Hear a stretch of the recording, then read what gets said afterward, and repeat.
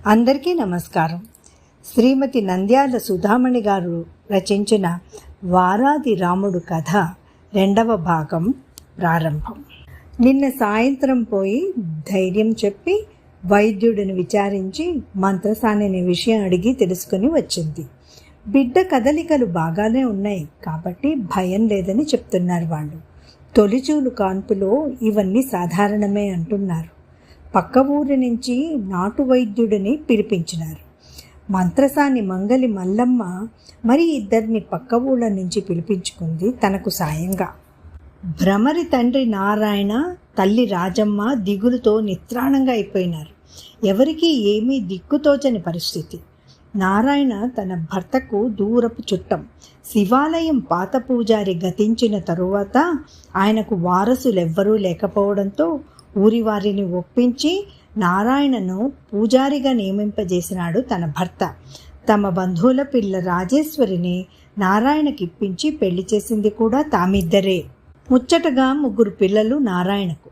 పెద్ద పిల్ల భ్రమరాంబ, రెండోది శారద, మూడోవాడు శంకరుడు 10 ఏళ్లవాడు. గుళ్ళో పూజారిగా ఉంటూ తన భర్త దగ్గర పౌరోహిత్యం పనులకు పోతూ ఏదో గుట్టుగా సంసారం సాగిస్తున్నాడు నారాయణ. పెద్ద పిల్ల భ్రమరి పెద్ద అందగత్త కాకపోయినా పెద్ద జడ, పెద్ద కళ్ళు, నవ్వు ముఖంతో, చలాకీతనంతో అందరినీ ఆకర్షిస్తుంది.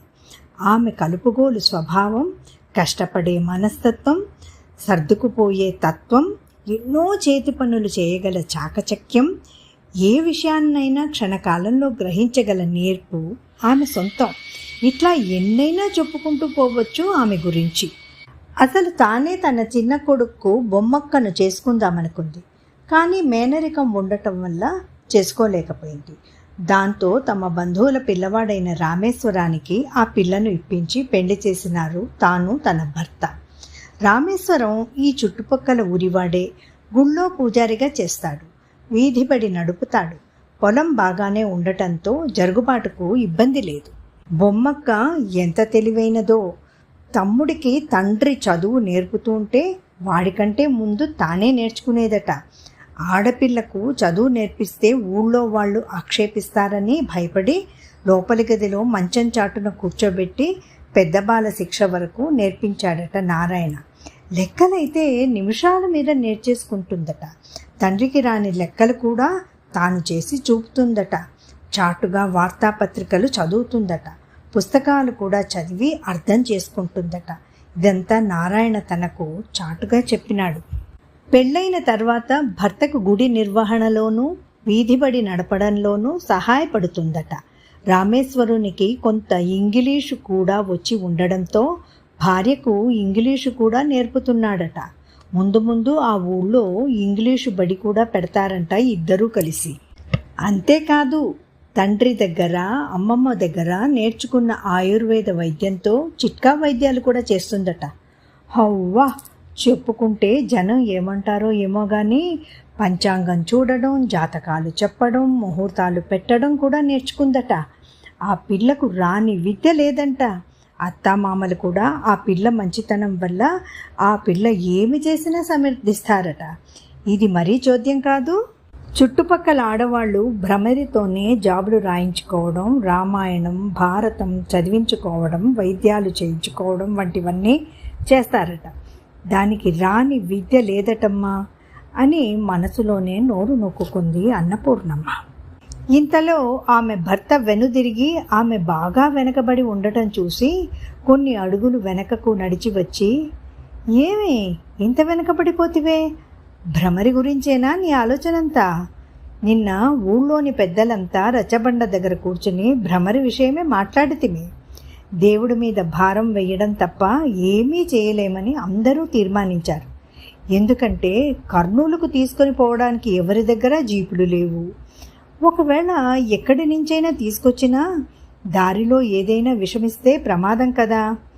బస్సులో పోవాలన్నా రహదారి మీద వరకు బండిలో పోవాలా. ఈ లోపల ఏ సమస్య వచ్చినా కష్టమే. అందుకే రేపటి నుంచి నా పనులన్నీ పిల్లలకు అప్పగించి సుందరకాండ పారాయణం మొదలు పెడతాను. పొద్దున సాయంత్రం ఆ పని మీదే ఉంటాను. నా శిష్యులిద్దరూ రామరక్షా స్తోత్రం వీలైనన్నిసార్లు చేస్తారు. కామిశెట్టి లక్ష్మయ్యశెట్టి భాగవతంలో కృష్ణ జన్మ ఘట్టం పారాయణం చేస్తానన్నాడు. వడ్ల రామానుజాచారి గజేంద్ర మోక్షం వీలైనన్ని సార్లు చదువుతాడు. మన ఆంజనేయ స్వామి గుడి పూజారి మాధవాచార్యుల కొడుకు చక్రి రామాయణంలో బాలకాండ పారాయణం చేస్తానన్నాడు. మాధవాచార్యులు విష్ణు సహస్రం 11 సార్లు పారాయణం చేస్తాడు. జంగం లింగమయ్య శివపురాణం చదువుతాడు. గంగుల రామిరెడ్డి మనమడి పుట్టెంటుకల కోసం యాగంటికి పోతున్నాడు. అక్కడ భ్రమరి రామేశ్వరాల పేరు మీద అభిషేకం చేయిస్తానన్నాడు. శివాలయంలో నారాయణ రామేశ్వరం ఏకాదశ రుద్రాభిషేకం చేస్తారు. ఆంజనేయ స్వామికి వీరభద్రునికి ప్రత్యేక పూజలు జరిపిస్తారు. అమ్మవారి సాల పూజారి శివానందం అమ్మవారికి కుంకుమ పూజ, లలితా సహస్ర పారాయణం, త్రిశతి చేయిస్తానన్నాడు. వీళ్ళందరూ తమ పారాయణ ఫలితాన్ని రామేశ్వరునికి భ్రమరికి ధారపోస్తారు. నరసిరెడ్డి గ్రామదేవత సుంకులమ్మకు బోనం పెడతానన్నాడు. భ్రమరి ఈ గండం నుంచి బయటపడితే నారపరెడ్డి ఈ సంవత్సరం పెద్దమ్మ జాతర ఘనంగా చేయిస్తానని మొక్కుకున్నాడు. నరసిరెడ్డి భార్య నారపరెడ్డి భార్య అహోబిలంలో గండాదీపం మోస్తామని మొక్కుకున్నారంట. భ్రమరి అత్తగారు అహోబిలం నరసింహునికి నిలువు దోపిడీ ఇస్తానని మొక్కుకుందట. ఊళ్ళో అనేక మంది ఆడవాళ్ళు ఆంజనేయ స్వామికి గండాదీపం మోస్తామని మొక్కుకున్నారట. అన్నట్లు అమ్మ మొన్నటి నుంచే నృసింహ కవచం రోజంతా చదువుతూనే ఉంది. ముల్లా సాహెబ్ దాదేఖాన్ రేపు భ్రమరి గురించి తమ ప్రార్థనలలో దేవునికి నివేదిస్తానని, దువా చేస్తానని, మసీదుకు వచ్చే వారందరితో దువా చేయిస్తానని అన్నాడు. ఇంతమంది ఇన్ని ప్రార్థనలు చేస్తూ ఉంటే దేవుడు ఆ పిల్లను గడ్డన పడేయకపోతాడా చెప్పు? ఊరికే దిగులు పడవాకు. నువ్వు పెద్దదానివి, అందరికీ చెప్పవలసిన దానివి. నువ్వే ఇట్లా దిగులు పడితే ఎట్లా చెప్పు? ఊరందరికీ నారాయణ పట్ల అభిమానం ఉంది. భ్రమరి అంటే వాత్సల్యం ఉంది. దానికి ఏమీ కాదు, ధైర్యంగా ఉండు అని వీపు తట్టాడు పరమేశ్వరయ్య. అన్నీ నిన్న రాత్రి భర్త చెప్పినవే అయినా తల వంచుకొని ఓపికగా వినింది అన్నపూర్ణమ్మ. సరే అన్నట్లు తల ఊపింది. ఏదో మొండి ధైర్యం ఆమెను ఆవరించింది. సీత సమర్థ పాట ఎక్కడ ఆగిపోయిందో గుర్తు రాలేదు. ఈసారి సీతాదేవి వేవిళ్ళు పాట అందుకుంది. కానీ పాటదారి పాటదే, ఆలోచనదారి ఆలోచనదే అయ్యింది. ఎంత చాకచక్యం తెలివి కలది అయితేనే గోరంత ఆయుష్ లేకపోయినాక అర్ధాయుషు పిల్ల బొమ్మక దక్కుతుందో లేదో. సీతమ్మ తల్లి, నీవే బొమ్మక్కను కాపాడు, ఆక్రోశించింది ఆమె చిత్తం. పాట నెమ్మదిగా సాగుతున్నది అలవాటు మీద. ఈ ముదనష్టం పిల్లవాడు ఏ క్షణాన దాని కడుపున పడినాడో. తల్లి గండాన పడుతున్నాడు. మనసులోనే మెటికలు విరిచింది అన్నపూర్ణమ్మ. అందరూ ఏటి దగ్గరికి చేరుకున్నారు. ఒకరిద్దరు చాకలి వాళ్ళు బట్టలు ఉతుక్కునే ఏర్పాట్లలో ఉన్నారు. అక్కడక్కడ ఒకరిద్దరు ఏట్లో స్నానాలు చేస్తున్నారు. అన్నపూర్ణమ్మ పెద్ద కొడుకు లక్ష్మీపతి పీపాబండిని ఏటిలోకి తీసుకుపోయి విద్యార్థుల సాయంతో నీళ్లు నింపుతున్నాడు. అన్నపూర్ణమ్మ రోజు ఏట్లో తనకు అలవాటైన చోటికెళ్ళి నీళ్లు నిలిచి గుంటగా ఉన్న చోట బట్టలు నానబెట్టింది. అడ్డంగా బిందె పెట్టింది. ఆ కాలంలో బట్టల సబ్బులు లేవు. చాకలి వాళ్ళు వారానికి 2 సార్లు మురికి బట్టలను అందరి ఇండ్ల వద్ద నుంచి తీసుకెళ్ళి ఏటి దగ్గర బాణలో వేడి నీళ్లు చవిటి సున్నంలో ఉడకపెట్టి ఉతుకుతారు. మిగతా రోజుల్లో మామూలు నీళ్లలో ఉతుక్కోవలసిందే. అయినా ఏటి నీళ్లకు బట్టలు బాగానే శుభ్రం అవుతాయి. ఇంతలో పరమేశ్వరయ్య స్నానానికి ఏటిలోకి దిగినాడు. అది చూసి ఒక శిష్యుడు వచ్చి అమ్మగారి దగ్గర సున్నిపిండి తీసుకుని వెళ్ళి గురువుగారి వీపు, మెడ, కాళ్ళు, చేతులు రుద్దసాగాడు. ఆయన స్నానం పూర్తి చేసుకుని తడిబట్టలతోనే ఏటిలోని బండ మీద కూర్చుని సహస్ర గాయత్రీ జపం మొదలుపెట్టినాడు. అన్నపూర్ణమ్మ బిందెలన్నీ ఇసుక పెట్టి తోమింది. వాటిని ఒడ్డున పెట్టి బట్టలు ఉతకడం పూర్తి చేసింది. పీపా నిండడంతో లక్ష్మీపతి బండిని ఏట్లో నుంచి బయటకు తీసుకొచ్చి, అమ్మా, ఉతికిన బట్టలు ఇట్లా ఇవ్వు, బండిలో పెట్టుకుంటాను అని తడిబట్టలను బండిలో పెట్టుకున్నాడు. బండి ఊరివైపు సాగింది. విద్యార్థులిద్దరూ స్నానాలు చేసి సంధ్యలు వార్చుకుంటున్నారు. అన్నపూర్ణమ్మ ఏట్లో దిగి స్నానం మొదలుపెట్టింది. ఒళ్ళంతా పసుపు రుద్దుకుంది. సున్నిపిండితో ఒళ్ళు నరుచుకుంటుండగా ఇంతలో తమ పక్క వీధిలోని అమ్మణ్ణి పరుగు పరుగున వచ్చింది. ఇది విన్నావా అత్త? ఇంతకుముందే పద్మావతి కనబడి చెప్పింది, బొమ్మక్క పరిస్థితి ఏమంత బాగాలేదటత్త. రాత్రంతా వచ్చే నొప్పి పోయే నొప్పితో ఎవరూ నిద్రపోలేదట. బిడ్డ అడ్డం తిరిగిందేమోనని మంత్రసాని పద్మావతితో రహస్యంగా అనిందంట. ఇట్లా అయితే తల్లి పిల్ల బతకడం కష్టమంటున్నారంట. పిల్ల పిచ్చికళన పడిందంట. రామేశ్వరం అయితే చాటుగా పోయి కంటికి మంటికి ఏకధారగా ఏడుస్తున్నాడట. రాజమ్మ వదిన, నారాయణ అన్న అయితే ఉనికిపోతున్నారట. బొమ్మక్క బతుకుతుందో లేదో అని భయమైందత్తా అంటూ ఆమె వెనక చేరి సున్నిపిండి అందుకుని అన్నపూర్ణమ్మ వీపు రుద్దడం మొదలుపెట్టింది అమ్మణ్ణి. ఒక్కసారి దిగులుతో కుంగిపోయింది అన్నపూర్ణమ్మ. కానీ భర్త మాటలు గుర్తుకు తెచ్చుకుంది. ఊళ్ళో అందరూ తనను పెద్దదానిగా గుర్తిస్తారు, సలహాలు అడుగుతారు. అలాంటి తానే భయపడితే వీళ్ళు చిన్నపిల్లలు ఇంకా బేజారైతారు అని మొండి ధైర్యం తెచ్చుకుంది. అమ్మణ్ణి, అంత దిగులు పడనవసరం లేదమ్మా. ఆ పిల్లకి ఏమీ కాదు. క్షేమంగా ప్రసవం అయ్యి పాలు నీళ్లు ఏర్పడతాయి. చూస్తూ ఉండు. మీ మామ ఈ రోజు నుంచి సుందరకాండ పారాయణం చేస్తున్నారు. ఆయన పారాయణ చేస్తే తిరుగుండదు తెలుసా? అది బ్రహ్మాస్త్రం వలె పనిచేస్తుంది. ఆంజనేయ స్వామి ఇంత ఘోరం జరగనిస్తాడా? ఊళ్ళో వాళ్ళంతా బొమ్మక్క కోసం పూజలు పారాయణాలు చేస్తున్నారంట తెలుసా? అమ్మణ్ణి, మనం ఒక పని చేద్దామే. మనం నీళ్లు తీసుకొని పోయి త్వరగా ఏదో ఒకటి ఉడకేసుకుని కాస్త ఎంగిలిపడి పనులన్నీ పిల్లలకు అప్పగించి ఆంజనేయుల గుడి దగ్గరికి పోదాం. ఆ పక్కింట్లోనే అనసూయమ్మ అనే అమ్మగారు ఉంటారు కదా, ఆమె పరమ భక్తురాలు. ఆమె సలహా అడుగుదాం. ఏదైనా పూజనో పారాయణమో చెప్తే చేద్దాం. అంతకంటే నాకేమీ తోచడం లేదే అమ్మడు అన్నది కళ్ళలో నీళ్లు తిరుగుతుండగా. సరే అత్త, నేను ఏదో ఇంత వండేసి కాస్త నోట్లో పడేసుకుని చిన్నపిల్లలను పెద్ద పిల్లకు అప్పచెప్పి త్వరగా వచ్చేస్తాను నారాయణ అన్న ఇంటికి. మన వాళ్ళందరికీ చెప్తాలే.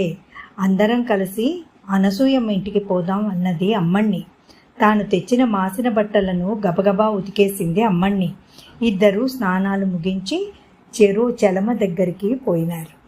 ఉండత్తా, నేను చలమను శుభ్రం చేస్తాను అంటూ చలమలోకి దిగి నీళ్లన్నీ చుట్టూ చిమ్మివేసి ఇసుకను పైకి తోడి చలమను లోతు చేసింది అమ్మణ్ణి.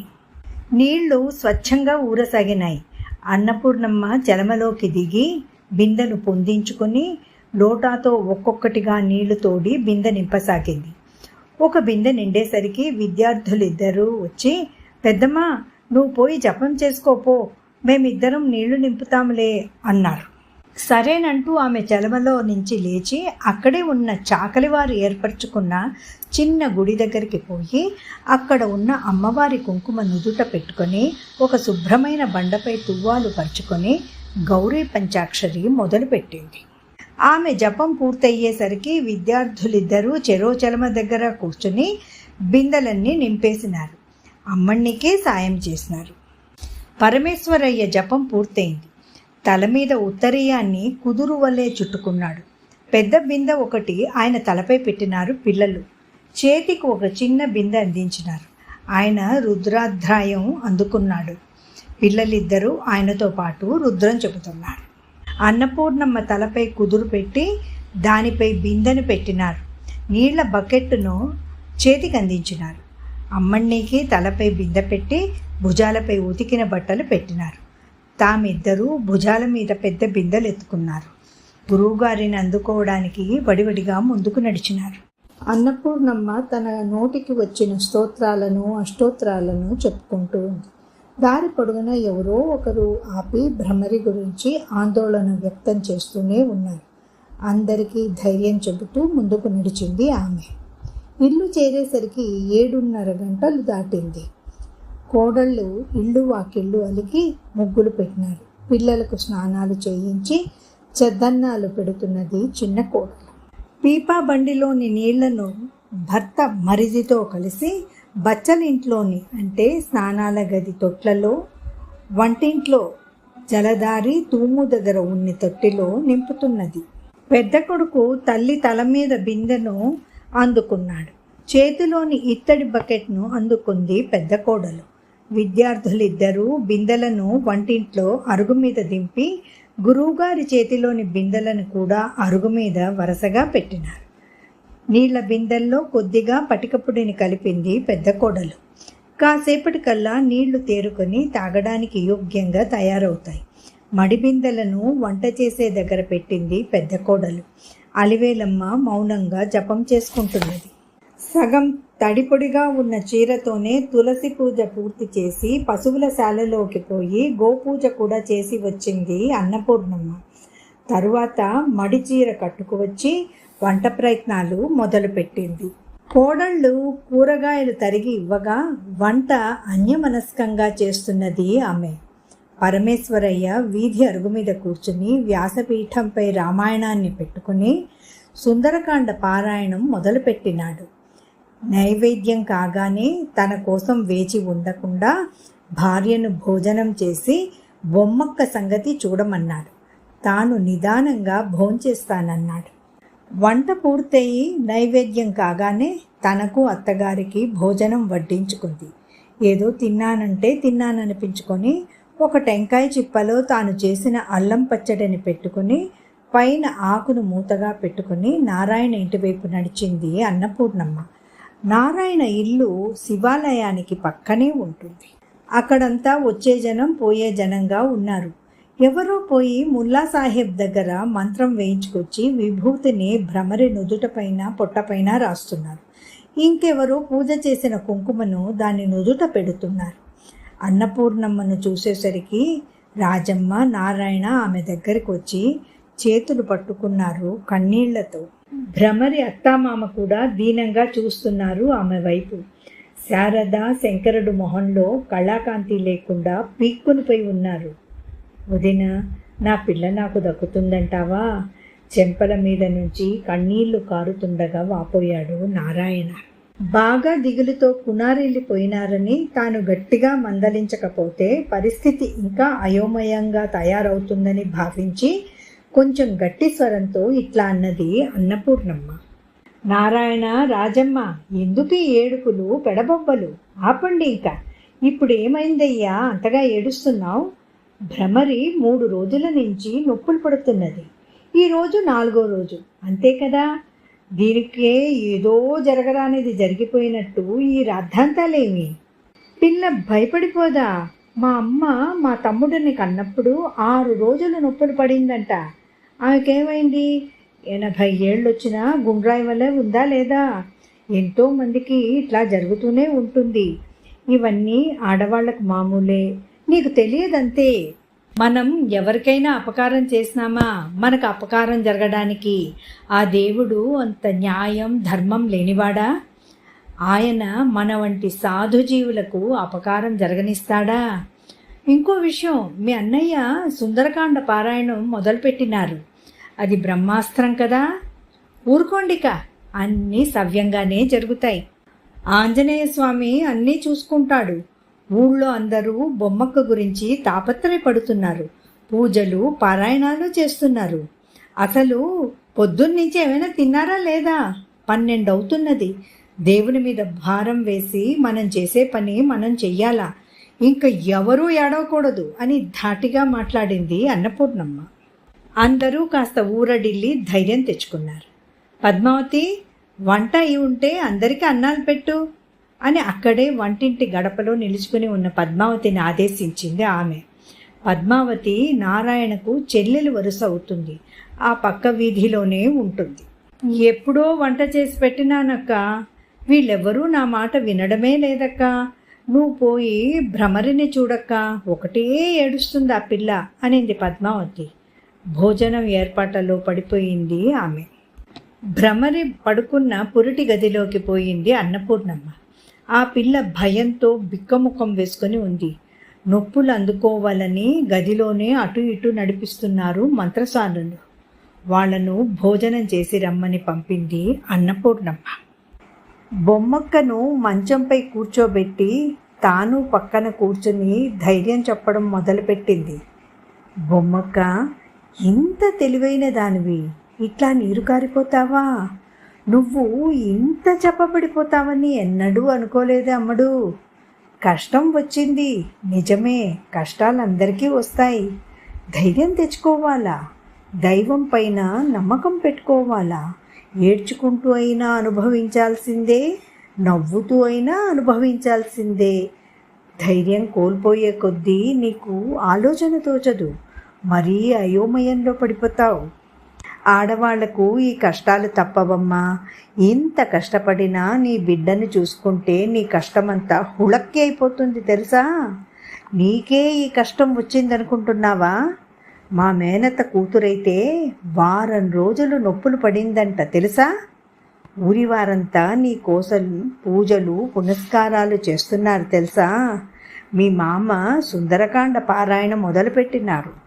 ఇంకా కాగల కార్యాలన్నీ ఆ ఆంజనేయ స్వామి చూసుకుంటాడు తల్లి. దిగులు పడవాకు, పండంటి బిడ్డనెత్తుకుంటావు.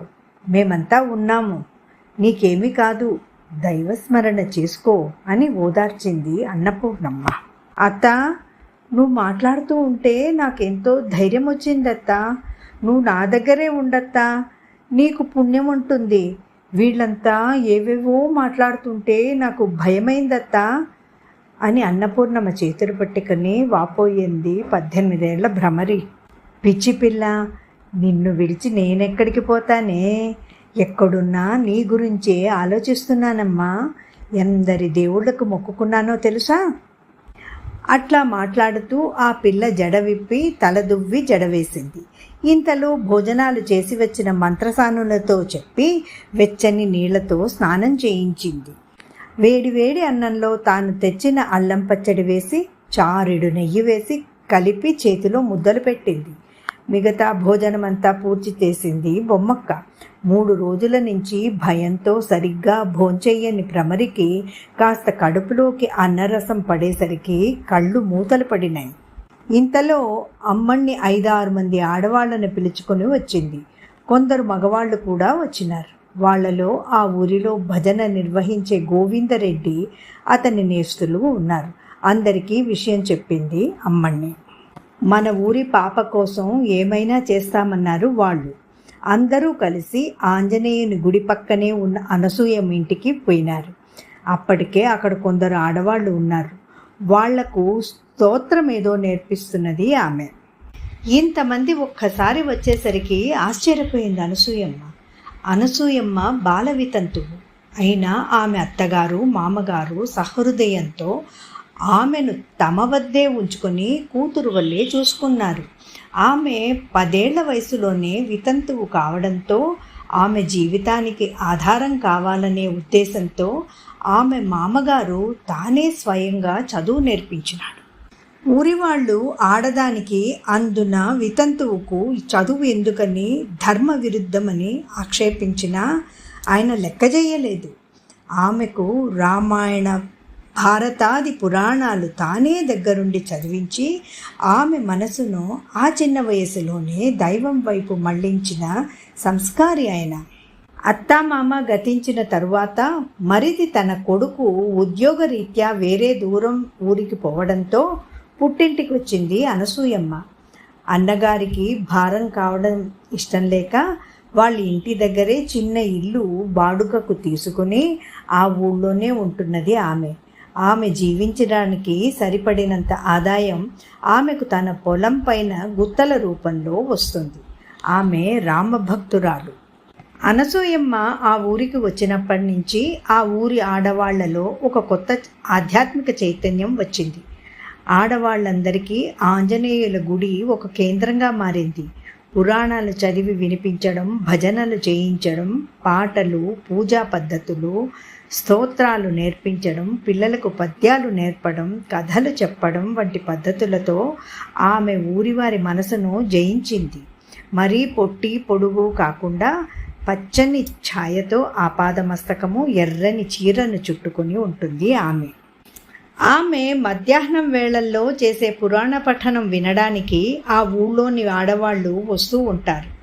అన్నపూర్ణమ్మ, అమ్మణ్ణి, కరణం సుబ్బరాయుడి భార్య కాత్యాయని, ఆ ఊరి రెడ్డి కందుల నారపరెడ్డి భార్య అక్కమ్మ, ఆ ఊరిలో మరొక శ్రీమంతుడు పెద్దింటి నరసిరెడ్డి భార్య ప్రభావతి, కోమటి వీధి నుంచి కర్ణాటి వీరమ్మ, మేడ నాగమ్మ, పెసల సుబ్బమ్మ లాంటి కొంచెం పెద్దవాళ్ళు వస్తారు. ఎందరో చిన్న వయసు ఇల్లాళ్ళు, పెళ్లి కాని పిల్లలు, కొందరు మగవాళ్ళు ఆమె శిష్యులే. ఎవరు ఏ సమయంలో వచ్చినా వాళ్లకు కావలసినవి నేర్పడం, ప్రేమతో సలహాలు ఇవ్వడం వంటి ఉపకారాలు చేస్తుంటుంది అనసూయమ్మ. అందుకే అమ్మగారుగా పిలిపించుకుంటూ అభిమానం సంపాదించుకుంది ఆమె. ఆమెకు 70 ఏళ్ళు పైనే ఉంటాయి. అందరూ ఆమెకు నమస్కారాలు చేసినారు. అందరినీ చాపల మీద కూర్చోమని చెప్పింది అనసూయమ్మ. అంతమంది ఒకేసారి ఎందుకు తన దగ్గరకు వచ్చినారో అర్థం కాలేదు ఆమెకు. అనసూయమ్మక్క, భ్రమరి పరిస్థితి నీకు తెలియనిది కాదు కదా. దాని సంగతి ఏమవుతుందో, తల్లి పిల్ల ఎట్లా బయటపడతారో అర్థం కావడం లేదు. నువ్వే ఏదైనా ఉపాయం చెప్పి బయటపడేయాలా అని ఆమె చేతులు పట్టుకుని దీనంగా అర్థించింది అన్నపూర్ణమ్మ. అవునమ్మా, విన్నాను ఆ పిల్ల విషయం. రామజపం చేసి రోజు ఆ పిల్లకు ధారపోస్తూనే ఉన్నాను ఈ 3 నాళ్ళ నుంచి. నువ్వు అడుగుతున్నావు కాబట్టి చెప్తున్నాను. నిన్నటి నుంచి నా మనసులో ఒక విషయం స్ఫురణకు వస్తూ ఉన్నది. కానీ అది అందరికీ ఒప్పితం అవుతుందో లేదో, ఊళ్ళో పెద్దవాళ్ళు ఏమంటారో ఏమోనని సందేహిస్తున్నాను అన్నది అందరినీ పారజూస్తూ అనసూయమ్మ. చెప్పమ్మా, చెప్పు. ఎంత కష్టమైనా సరే, ఎన్ని దుడ్లైనా అంటే ఎంత డబ్బైనా సరే నేను మా రెడ్డిని ఒప్పిస్తా. మనూరి ఆడపిల్ల ఇంత కష్టంలో ఉంటే దుడ్లకు చూసుకుంటామా? ఎట్టనన్నా సరే అమ్మయ్య బయటపడితే చాలు అనింది నారపురెడ్డి భార్య అక్కమ్మ. నేను కూడా సిద్ధమే. మా రెడ్డిని దేనికైనా ఒప్పిస్తా.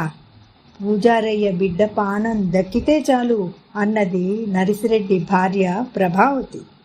అక్కడ ఉన్న జనమంతా అనసూయమ్మ ఏమి చెబితే అది చేస్తామన్నారు.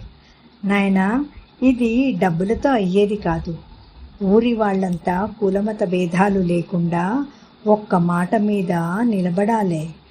మన ఊరి పొలిమేరలో మంచినీళ్ల బావి ఉంది కదా, ఏటి దగ్గర నుంచైనా సరే అక్కడ నుంచి నారాయణ ఇంటి వరకు వరుసలో కులమత భేదాలు, ఆడ మగ చిన్న పెద్ద అందరూ వారధి కట్టి నిలుచుకోవాలి.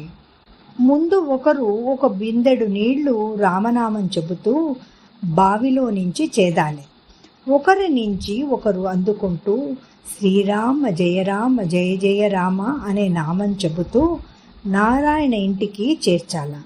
అంతవరకు అందరూ రామభజన చేస్తూ ఉండాల. ఆ వరుసలో ఏ కులం వాళ్ళున్నా ఏ మతం వాళ్ళున్నా ఎవరూ అభ్యంతరం చెప్పకూడదు. ఆ బిందెలోని నీళ్లు ఒక్క లోటాడు భ్రమరి చేత తాగిస్తే సులభంగా ప్రసవం అవుతుంది. వరుసలో నిలబడిన వారందరూ తాము రాముని సేవలో ఉన్న వానరులమని, ఆంజనేయ స్వాములమని భావించుకోవాల. అలనాడు సీతమ్మ కష్టాలు బాపడానికి సముద్రం మీద లంకకు వానరులంతా కలిసి వారధి ఎట్లా అయితే కట్టినారో, ఆ వారధి మీద నుంచి రాముడు నడిచిపోయి రావణుణ్ణి చంపి సీతమ్మ చెర ఎట్లా అయితే విడిపించినాడో, మేము కూడా మన ఊరి ఆడపిల్లకు వచ్చిన కష్టం బాపడానికి వారధి కడుతున్నామని అనుకోవాలా.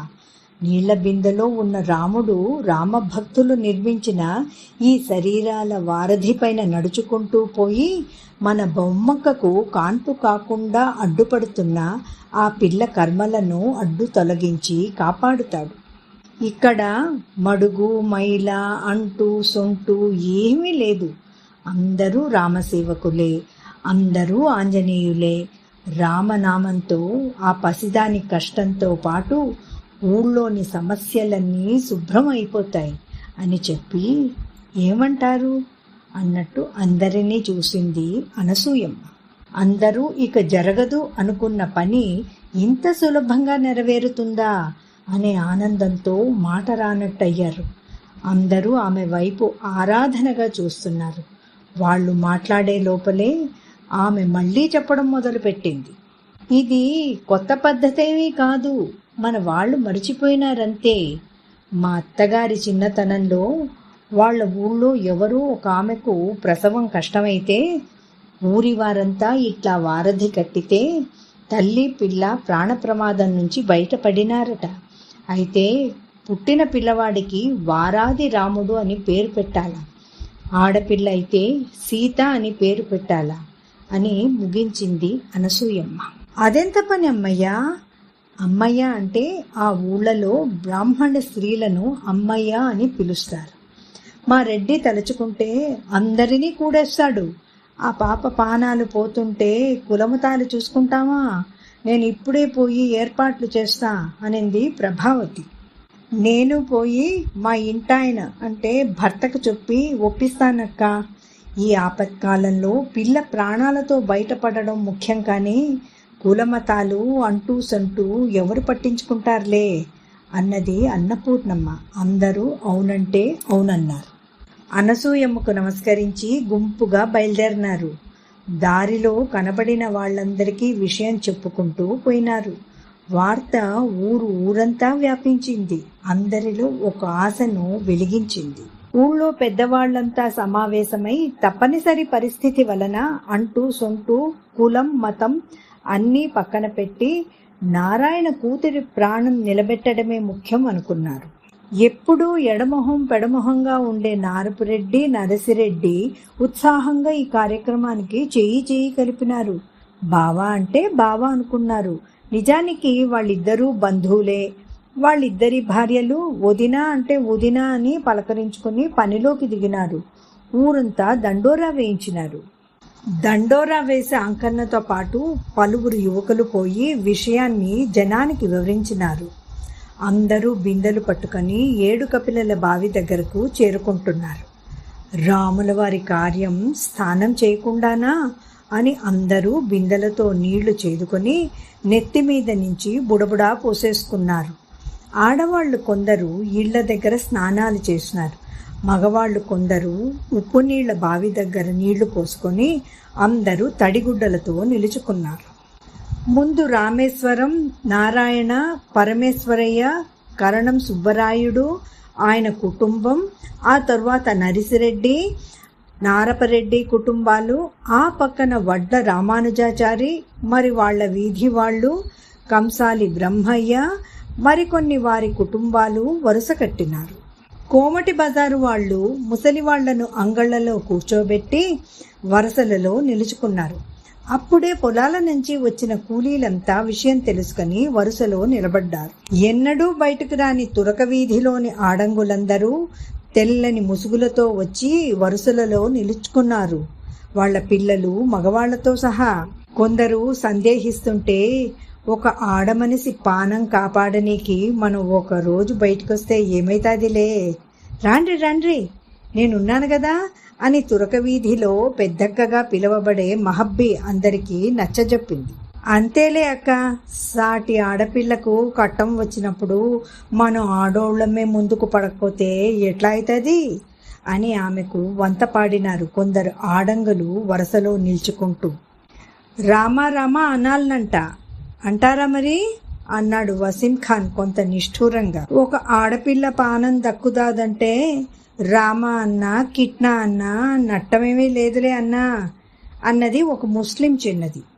మన ఊరి పీర్ల పండగ చేసేదంతా వాళ్లే కదన్నా, వాళ్ళు మన పండగ అంత బాగా చేస్తారు కదా, మనం ఒక ఆడమనిషి కోసం రామ అంటే ఏమి కాదులే అన్నది హబీబూన్.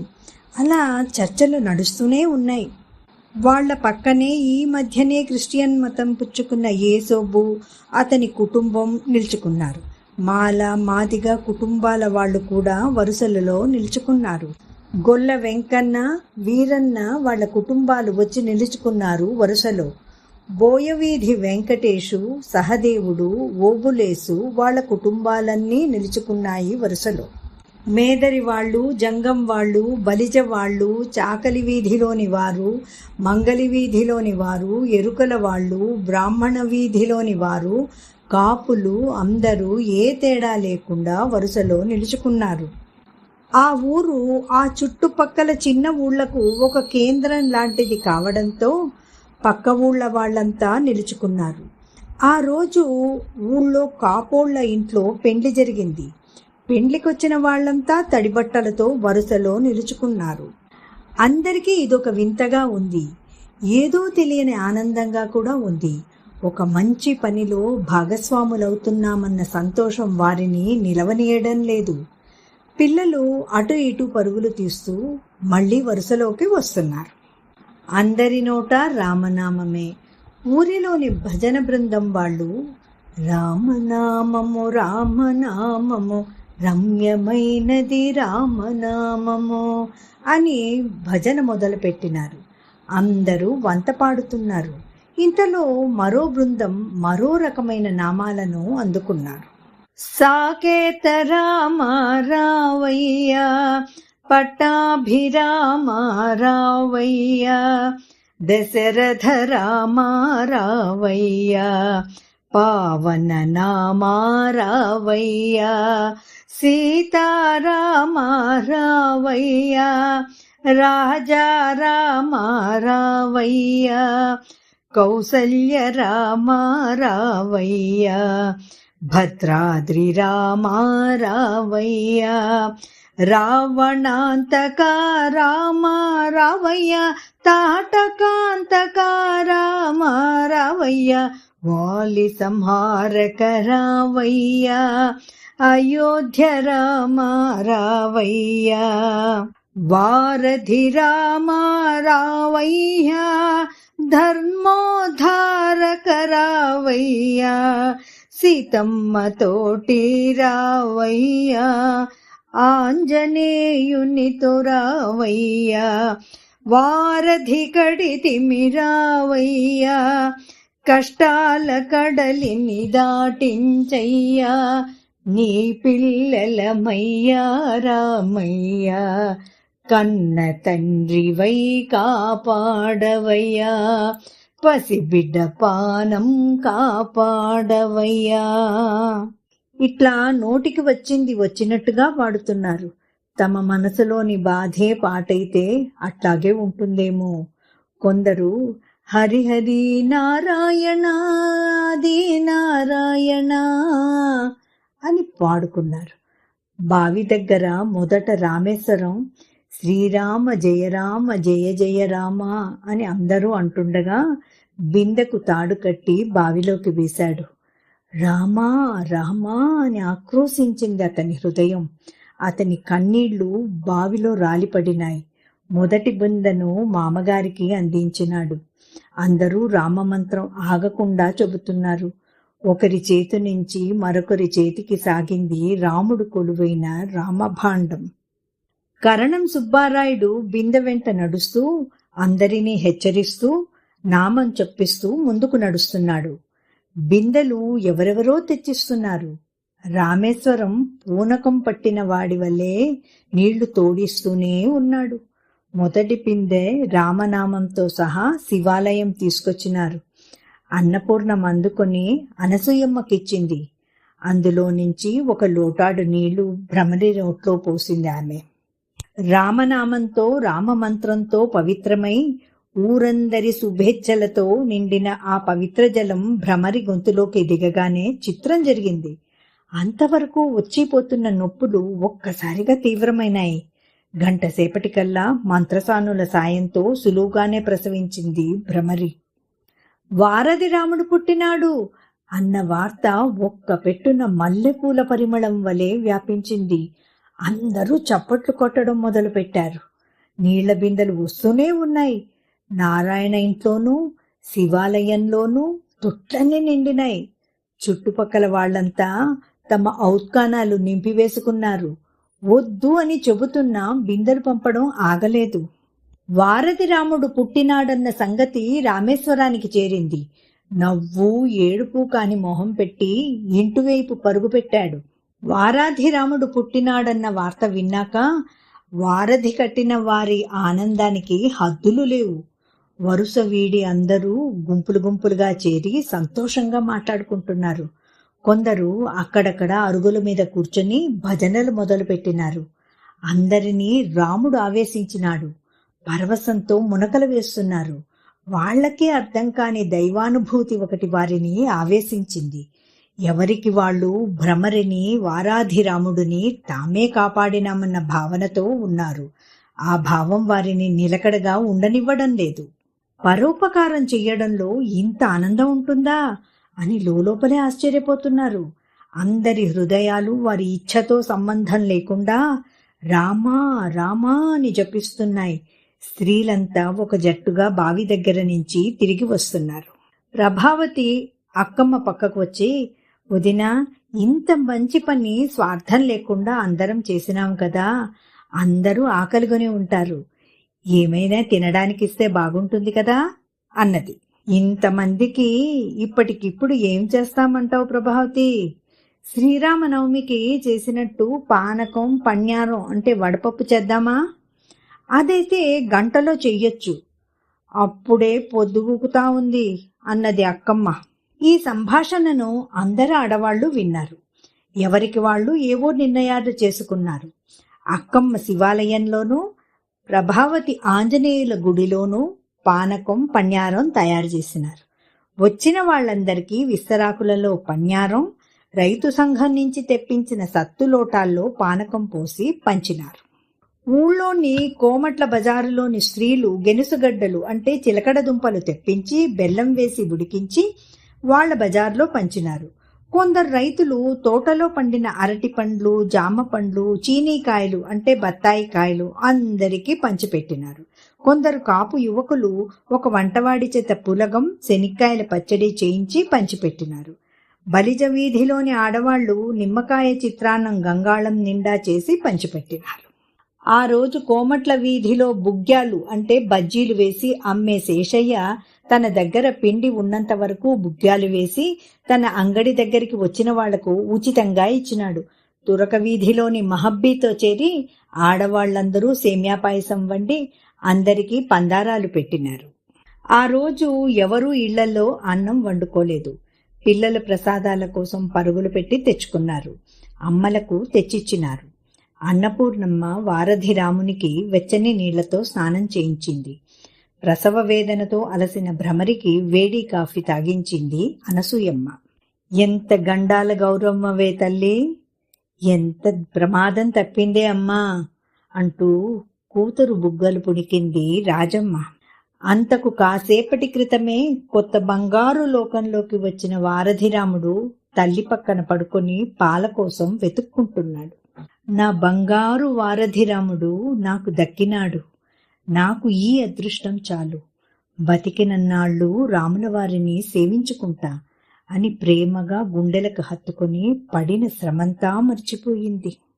వాళ్ళిద్దరినీ మంచం పక్కగా నిల్చుకుని చూస్తున్న రామేశ్వరం, వారధిరాముడు గండాలన్నీ దాటుకుని నీ దగ్గరకొచ్చినాడు భ్రమరి, వాడిని ఎట్లా పెంచుతావో ఏమో అన్నాడు గుండెల నిండా గాలు పీల్చి వదులుతూ చిరునవ్వుతో. పక్కింట్లో సంగీతం నేర్చుకుంటున్న పిల్ల ఎవరో, ఉండేది రాముడొకడు ఊరక చెడిపోకు మనసా అని పాడుతున్నది. రాముడుద్భవించినాడు రఘుకులమ్మున పాడుకుంటున్నది అలివేలమ్మ. ఇంతటితో వారాది రాముడు కథ సమాప్తం. మీరందరూ కూడా విని ఆనందించి ఉంటారనుకుంటాను. సెలవా మరి.